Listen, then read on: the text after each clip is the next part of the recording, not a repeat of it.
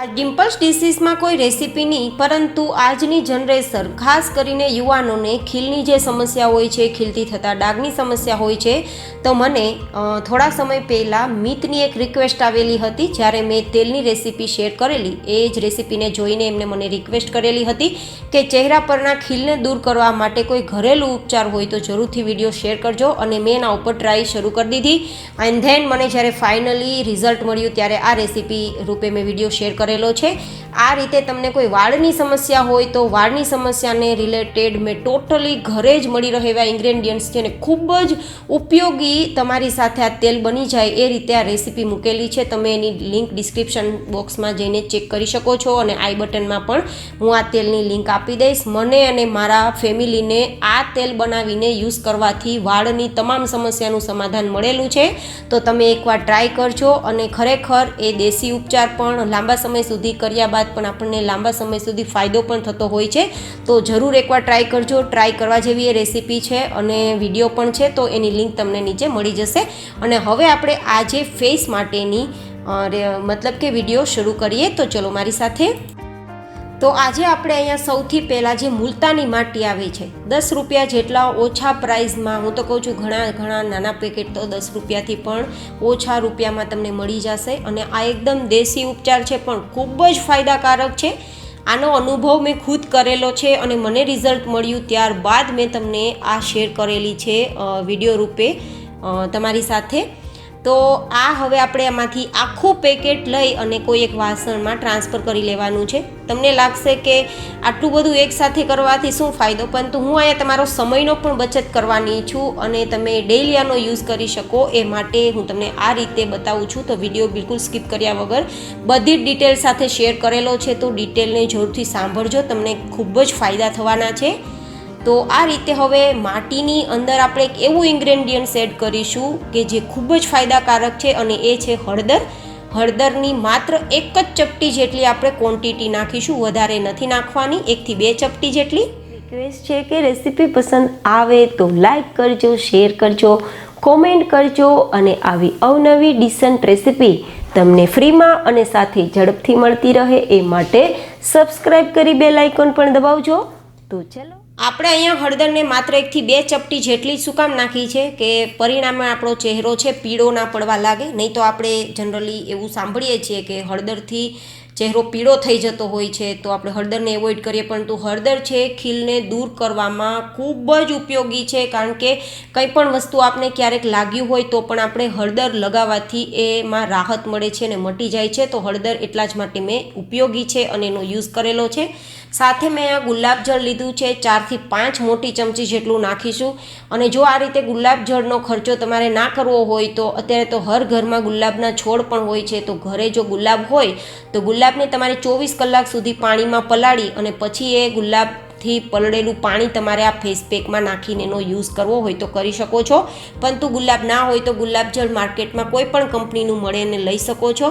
સાથે મેં અહીંયા 1 લીંબુ લીધું છે. લીંબુની અંદર નેચરલી વિટામિન સીનું પ્રમાણ ભરપૂર હોય છે અને વિટામિન સી જ્યારે આપણી સ્કિન ઉપર આપણે એપ્લાય કરીશું, લગાડીશું, ત્યારે આપણી સ્કિનની અંદર રહેલું બધું જ જે તેલ છે, જેના કારણે આપણી સ્કિન એકદમ ચીપચીપી થઈ જતી હોય છે અને ઓઇલવાળી થઈ જતી હોય છે, તો બધું જ ઓઇલ ખેંચવાનું કામ આ લીંબુ કરશે. પરંતુ આપણે વધારે લીંબુની ક્વોન્ટિટી નથી નાખવાની, 1 જ લીંબુનો રસ નાખવાનો છે, જેથી આપણી સ્કિન વધારે ડ્રાય ના થાય. કારણ કે ચહેરો થોડો ચમકીલો હોય તો વધારે આપને પસંદ આવે છે. તો અહીંયા 1 લીંબુથી આપણી ચહેરા ઉપરનું એક્સ્ટ્રા ઓઇલ પણ ખેંચી લેશે અને આપણો ચહેરો ડ્રાય પણ નહીં થવા દે. બસ આ રીતે આપણે મેજરમેન્ટ રાખીશું તો પરફેક્ટ એક ફેસ પેક તૈયાર થશે. અને નેચરલી આ ફેસ પેક તમને પહેલા જ દિવસથી રિઝલ્ટ બતાવવા લાગશે. હું તો 10 દિવસનું તમને એટલા માટે કહું છું કે કન્ટિન્યુ કરશો તો રિઝલ્ટમાં વધારે તફાવત તમને દેખાશે. પરંતુ હું તો ખુદ પહેલા દિવસથી જ આને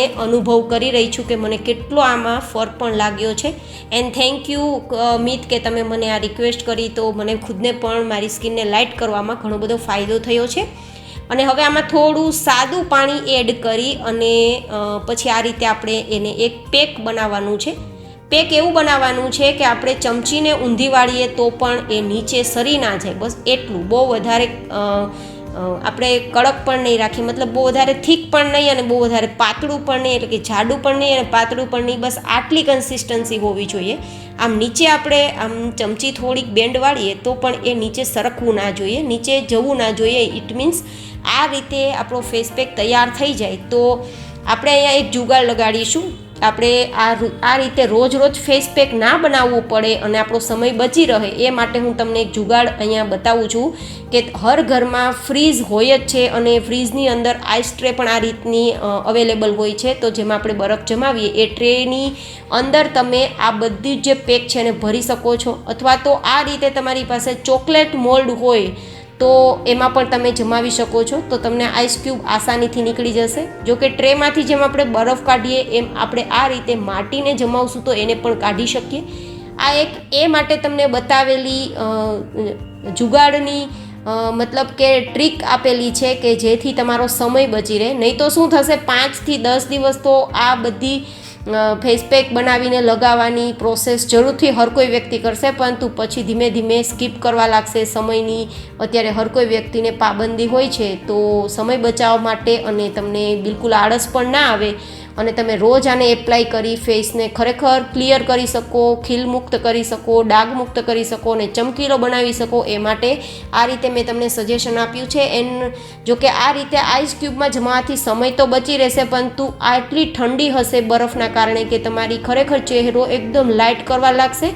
તો હવે આને આપણે ફ્રીઝમાં જમાવા માટે રાખી દઈએ અને આ જ્યારે જામી જશે ત્યારે જ આપણે ફરીથી આનો કઈ રીતે યુઝ કરવો, કઈ રીતે સ્ટોર કરવો એ બધો જ ઉપયોગ હું તમને બતાવીશ. તો હવે આપણી આ આઈસ ટ્રે છે બરાબર જામી ગઈ છે, લગભગ 5 થી 6 કલાક જેવો સમય થઈ ગયો છે. તો બધી જ આઈસ ક્યુબ છે ને કાઢી લેશું. જો કે તમારી પાસે આ મોલ્ડ વધારાનો હોય તો તમે આને આ જ રીતે રાખી શકો છો, પરંતુ ફ્રીજની અંદર બીજી ઘણી બધી આપણે વસ્તુઓને પણ સ્ટોર કરવાની હોય તો ફ્રીજમાં જગ્યા ઘણીવાર નથી હોતી, અથવા તો આપણે આ મોલ્ડ પણ વારંવાર જોતું હોય, આઈસ ટ્રેમાં જમાવતા હોય તો આઈસ ટ્રે જોતી હોય, તો તમને હું આ રીતે બતાવું છું કે બધી જ તમારે આઈસ ક્યુબને કાઢી લેવાની. જો મેં તમને નજીકથી બતાવી કે કેટલી પરફેક્ટ જામી ગઈ છે, તો હવે બધી જ આ જે ક્યુબ છે આપણે કાઢી લેશું અને પછી હું તમને એને કઈ રીતે સ્ટોર કરવી એ પણ બતાવીશ, જેથી આ જેટલા દિવસ સુધી તમારી આ ક્યુબ છે એટલા દિવસ તમે આને લગાવી શકશો અને તમારો ટાઈમ પણ બચાવી શકશો. એન્ડ આટલી ઠંડી છે કે તમારા પિમ્પલ્સને જલ્દીથી રિમૂવ કરવામાં અને ચહેરાને ચમકીલો બનાવવામાં પણ ઉપયોગી બનશે. જો આ રીતે કોઈ એરટાઇટ બોક્સ હોય તો એમાં પણ ભરી શકો છો, અથવા આ રીતે કોઈ સ્ટીલની હોય તમારી પાસે બોક્સ તો એમાં ભરી શકો, અથવા તો એકદમ ઓછી જગ્યા રોકી શકે એવી છે પ્લાસ્ટિક બેગ. તમારી પાસે એરટાઇટ બેગ હોય તો ભલે, અને જે પ્લાસ્ટિકનું સાદું બેગ કહેવાય એ હોય તો પણ એમાં ભરી શકો છો. માત્ર આપણે કોઈ બીજી વસ્તુ ખરાબ ના થાય એટલા માટે આ રીતે આપણે કવર કરવાનું છે, કારણ કે માટી છે જલ્દીથી ઓગળવા લાગે છે. તો આ રીતે આપણે એને પેક કરી દઈશું અને ફ્રીઝરમાં એને સ્ટોર કરશું. ફ્રીઝમાં નહીં પણ ફ્રીઝરમાં, જ્યાં આપણે બરફ જમાવીએ એ જ જગ્યાએ, જેથી આ જ રીતે આ જ ફોર્મમાં એ આપણે જ્યાં સુધી આ આપણે ક્યુબ પતશે નહીં ત્યાં સુધી રહેશે. જ્યારે જરૂર પડે ત્યારે આમાંથી એક લેવાની અને આને એપ્લાય કરવાની. હવે આને કઈ રીતે લગાવવાની એ પણ હું તમને આગળ બતાવવાની છું, તો બરાબર રીતે આને સમજજો. મેં આજે બધું જ એક્સપ્લેન ડિટેલમાં આપ્યું છે, જેથી કોઈ પણ વ્યક્તિ આનો ખરેખર બરાબર રીતે ઉપયોગ કરી શકે. તો હવે આમાંથી આપણે એક આ રીતે ક્યુબ લેવાની અને માની લો કે અત્યારે હું તમને હાથ ઉપર બતાવી રહી છું, પરંતુ તમે આ રીતે ચહેરા ઉપર લગાવી શકો છો. જો કે પૂરા બોડીમાં આનો ઉપયોગ કરવાથી તમારું પૂરું બોડી શાઇનિંગ કરવા લાગશે, પરંતુ હું અત્યારે માત્ર તમને બતાવવા માટે હાથનો પ્રયોગ કરી રહી છું. તો આ રીતે તમારે હલકા હાથે, બહુ વધારે વજન દઈને નહીં, પરંતુ હળવા હાથે તમારે આઈસ ક્યુબને ઘસવાની અને ઘસ્યા બાદ આને હલકું એવું આપણે સુકાવા દેવાનું. બહુ વધારે એકદમ તિરાડ પડવા લાગે ત્યાં સુધી નથી સૂકવવાનું, પરંતુ હલકું સુકાય ત્યાં સુધી. જો હું તમને બંને વચ્ચેનો તફાવત બતાવી દઉં છું કે જો તમને આંગળીઓની આગળની તરફ જે દેખાય છે ને એ વધારે પડતું સુકાઈ ગયું છે અને પાછળનો જે આ ભાગ છે ને થોડો ઓછો સુકાણો છે, તો આપણે બસ આટલો ઓછો ભાગ જ સુકાવા દેવાનો છે. આપણે આટલું ડ્રાય નથી કરવાનું, આટલે સુધી સુકાવા નથી દેવાનું. એનું કારણ છે, હું તમને બતાવું છું એનું શું કારણ છે, કે જો આ રીતે વધારે સુકાવા દેશો તો જો આમાં જેવી રીતે આ આપણી આંગળી ફાટી જાય છે આ માટીના કારણે, એવી રીતે આપણા ચહેરા ઉપર પણ એ ફાટવા લાગશે અને પરિણામે આપણને ઓછા સમયમાં ક્રીઝ પડવા લાગશે ચહેરા ઉપર. તો એ ના થાય એના માટે થોડું આટલું હલકું ભીનું હોય ત્યારે જ આપણે હવે શું કરવાનું છે એ હું તમને બતાવું કે પાણીવાળો હાથ કરી અને આ રીતે તમારે હલકા હલકા હાથે એને ઘસવાનું છે, જેને આપણે રબ કર્યું કહેવાય. જેમ તમે પાર્લરમાં જાઓ અને ફેશિયલની ટ્રીટમેન્ટ તમને મળતી હોય એ રીતે તમારે હલકા હાથે આને માત્ર 2 મિનિટ માટે જ ઘસવાનું છે. તો આ રીતે 2 મિનિટ જ ઘસશો તમે તો બહારથી પ્રદૂષણથી મળતા અને બહારના તડકાથી મળતા જે આપણા સ્કિનમાં ડલનેસ આવી ગઈ હોય છે અને આપણો ચહેરો ખરાબ થઈ ગયો હોય છે, ખીલવાળો થઈ ગયો હોય છે, ડાઘવાળો થઈ ગયો હોય છે, અથવા ડલનેસ જેને એકદમ શાઇનિંગ વગરનો કહેવાય એવો થઈ ગયો હોય, તો એ બધી જ વસ્તુ આનાથી દૂર થશે, એ મારી ગેરંટી. કારણ કે હું મારો ખુદનો એક્સપિરિયન્સ તમને શેર કરી રહી છું.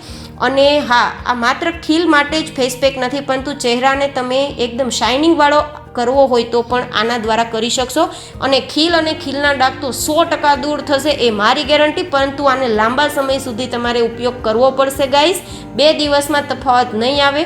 અત્યારે જો હું તમને બંને વચ્ચેનો તફાવત બતાવી રહી છું. જ્યાં આપણે માટી લગાવેલી હતી ત્યાંની શાઇનિંગ અને જ્યાં નહોતી લગાવી ત્યાંની ડલનેસ, બંને વસ્તુ મેં તમને બતાવી. જો આ વચ્ચેનો તફાવત તમે જોઈને અનુમાન લગાવી શકશો કે ફર્સ્ટ ટ્રાયમાં જ મને જો આટલું રિઝલ્ટ મળતું હોય તો લાંબા સમયમાં તમને કેટલું રિઝલ્ટ મળશે. ગાઈઝ, હું તમને એવું નથી કહેવા માગતી કે તમારી સ્કિન બ્લેક હશે તો વ્હાઇટ થઈ જશે, મતલબ તમારી સ્કિન થોડી ઘઉંવર્ણી હશે, થોડી કાળાશ પડતી હશે તો તમે રૂપાળા દેખાવા લાગશો, એકદમ સ્કિન તમારી વ્હાઇટ થઈ જશે, એવું હું નથી કહેવા માગતી. કારણ કે સ્કિન ટોન છે એ તો આપણે જન્મગત આપણને જે મળેલો હોય એ જ રહેવાનો છે. પરંતુ ચહેરા ઉપરની જે ડલનેસ છે એ દૂર કરી અને ચહેરાને જરૂરથી તમે શાઇનિંગ આપી શકો છો અને એકદમ ચમકતો કરી શકો છો. આ 100% તમને પરિણામ મળશે.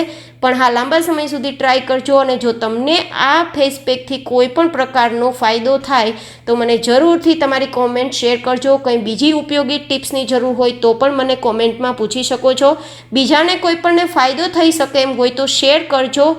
અને આવી અવનવી કોઈ પણ પ્રકારની રેસીપી જોઈતી હોય તો ડિમ્પલ્સ ડિશીસને સબસ્ક્રાઈબ કરી બેલ આઇકોન આપજો, તો તમને વારંવાર આ નોટિફિકેશન મળતા રહેશે. બહુ જલ્દી મળીશું એક નવી ડિશ સાથે. ત્યાં સુધી સુરક્ષિત રહો, ખુશ રહો, પોઝિટિવ રહો. Take care and bye bye.